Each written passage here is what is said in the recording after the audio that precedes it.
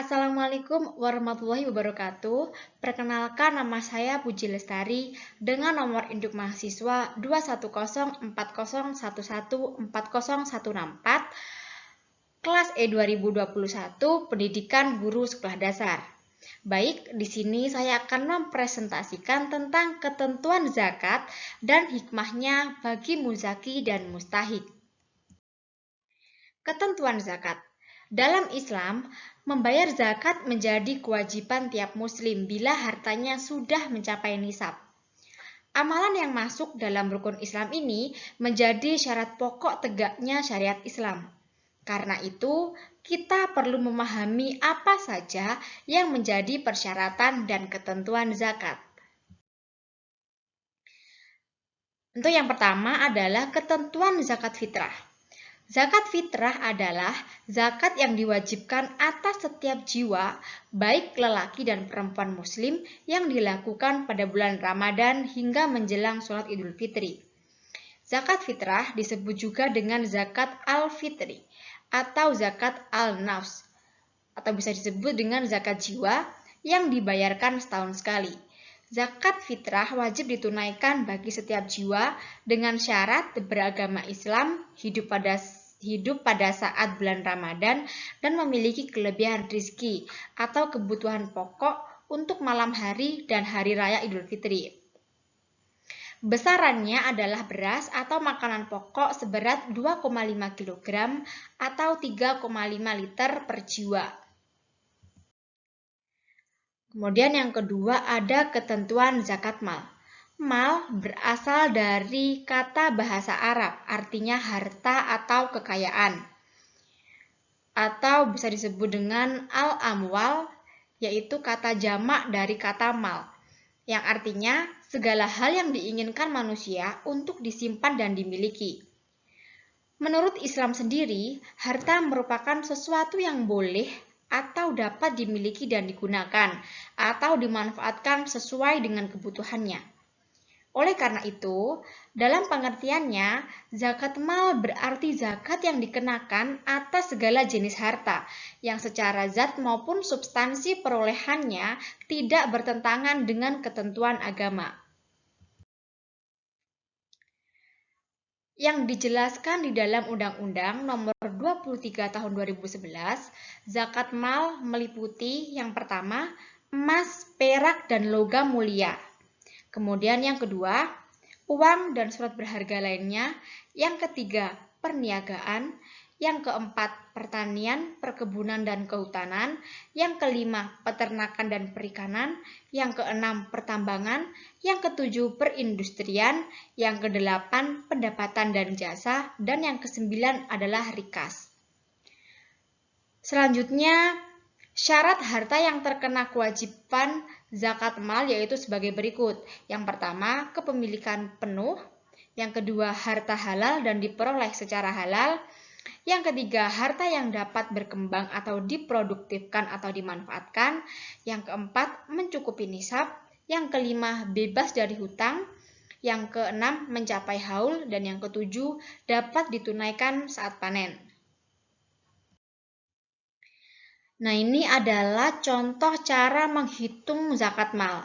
Di sini saya memberikan contoh zakat mal emas dan perak.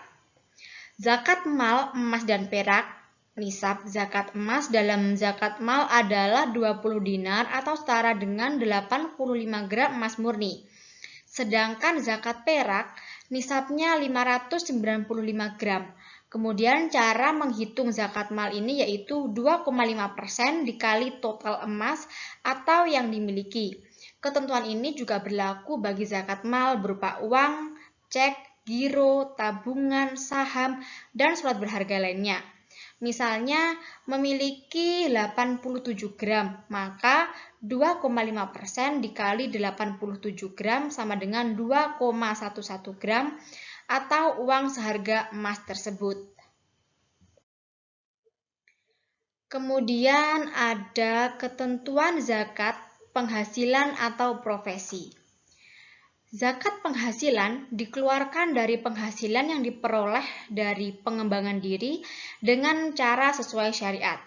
Zakat penghasilan ini dianalogikan seperti zakat hasil pertanian yang dibayarkan ketika sudah memperoleh hasilnya. Ketentuan zakat profesi yakni ketika sudah memiliki nisab 653 kg gabah atau 524 kg beras. Sedangkan besarannya tetap mengikuti kadar zakat mal yaitu 2,5%. Misalnya, si A menerima penghasilan sejumlah 10 juta. Kemudian harga beras yang bisa dimakan saat ini adalah 10.000 per kilogram. Sehingga jika dikalikan 524 kg beras dengan jumlah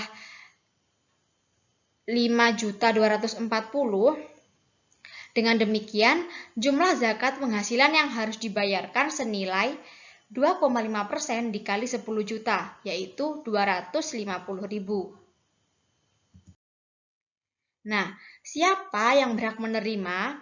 Salah satu amalan yang diwajibkan, zakat memiliki ketentuan penerima yang telah diatur di dalam Al-Quran, tepatnya dalam surat At-Taubah ayat 9, ayat ke-60, yaitu sesungguhnya zakat-zakat itu hanyalah untuk orang-orang fakir, orang-orang miskin, pengurus-pengurus zakat, para mu'alaf yang dibujuk hatinya untuk memerdekakan budak, orang-orang yang berhutang, untuk jalan Allah dan untuk mereka yang sedang dalam perjalanan, sebagai suatu ketetapan yang diwajibkan Allah dan Allah Maha Mengetahui lagi Maha Bijaksana.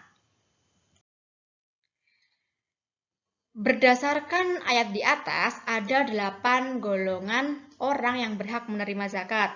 Yang pertama fakir, yaitu mereka yang hampir tidak memiliki apa-apa, sehingga tidak mampu memenuhi kebutuhan pokok hidup. Kemudian yang kedua miskin, yaitu mereka yang memiliki harta namun tidak cukup untuk memenuhi kebutuhan dasar untuk hidup. Yang ketiga amil, yaitu mereka yang mengumpulkan dan mendistribusikan zakat. Yang keempat mu'alaf, yaitu mereka yang baru masuk Islam dan membutuhkan bantuan untuk menguatkan dalam tauhid dan syariah. Kemudian yang kelima ada hamba sahaya, yaitu budak yang ingin memerdekakan dirinya. Kemudian yang keenam gorimimi, yaitu mereka yang berhutang untuk kebutuhan hidup dalam mempertahankan jiwa dan idhohnya. Kemudian yang ketujuh, fisabilillah, yaitu mereka yang berjuang di jalan Allah dalam bentuk kegiatan dakwah, jihad, dan lain sebagainya. Kemudian yang kedelapan, ada ibnu sabil, yaitu mereka yang kehabisan biaya di perjalanan dalam ketaatan kepada Allah.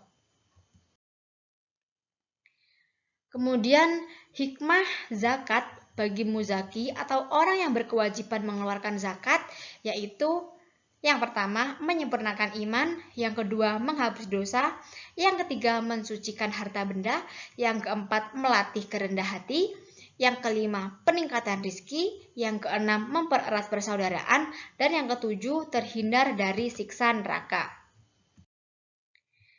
Kemudian, hikmah zakat bagi mustahik atau orang yang berhak menerima zakat, yaitu yang pertama, meringankan beban ekonomi yang dihadapi, yang kedua, menjalin persaudaraan antar sesama muslim, yang ketiga, menghindarkan dari perbuatan jahat, yang keempat, peningkatan ketakwaan kepada Allah, dan yang kelima, mengubah keadaan diri dengan modal zakat yang diperoleh.